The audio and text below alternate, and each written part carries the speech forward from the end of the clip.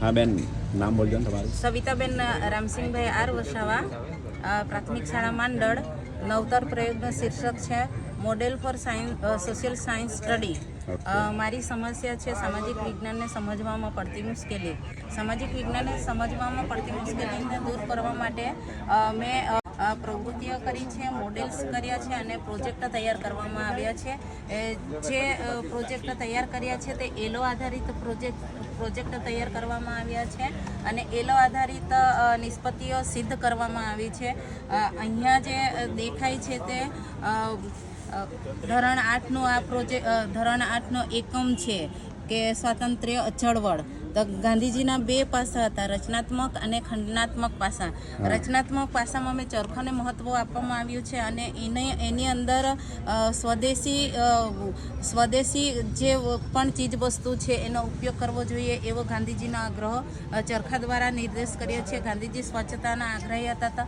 આ ડસ્ટબિન બનાવવામાં આવ્યું છે, પછી સ્થાપત્ય બનાવેલા છે, કુતુબ મિનાર અને તાજમહલ। અને અનુસૂચિત જનજાતિના જે જીવનલક્ષી વ્યવસાયો છે તે વ્યવસાયો દર્શાવવામાં આવેલ છે।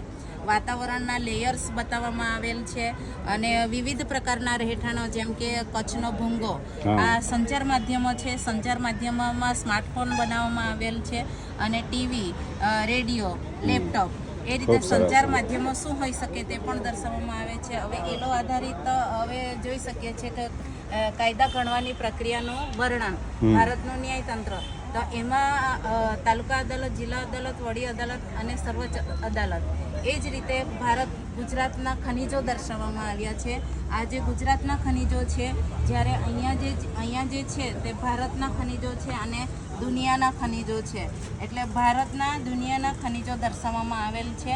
ત્યારબાદ રાજ્ય સરકાર છે, રાજ્ય સરકાર એ નિષ્પત્તિ 725, એમાં મંત્રીમંડળ બેસાડવામાં આવ્યું છે અને મંત્રીમંડળમાં ધારાસભાના વિધાનસભા, લોકસભા, વિધાન પરિષદ અને ન્યાયતંત્રની સમજ પાડવામાં આવી છે। ત્યારબાદ અહીંયા તાબાની અદાલતો છે તે તાબાની અદાલતો દર્શાવવામાં આવી છે।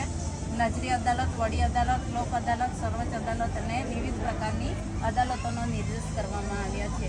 અધ્યયન નિષ્પત્તિ 618, એમાં મહાવીર અને બુદ્ધના ઉપદેશો દર્શાવવામાં આવ્યા છે અને સૌરમંડળ અહીંયા પ્રવૃત્તિ કરવામાં આવી છે અને સૂર્યગ્રહણ અને ચંદ્રગ્રહણનો નિર્દેશ કરવામાં આવ્યો છે। પ્રોજેક્ટ પ્રવૃત્તિઓ દ્વારા મારા બાળકોને ખૂબ જ સમજ પડે છે અને લાંબા ગાળા સુધી યાદ રાખી શકે છે। આ વેરી ગુડ, ખૂબ સરસ। હા।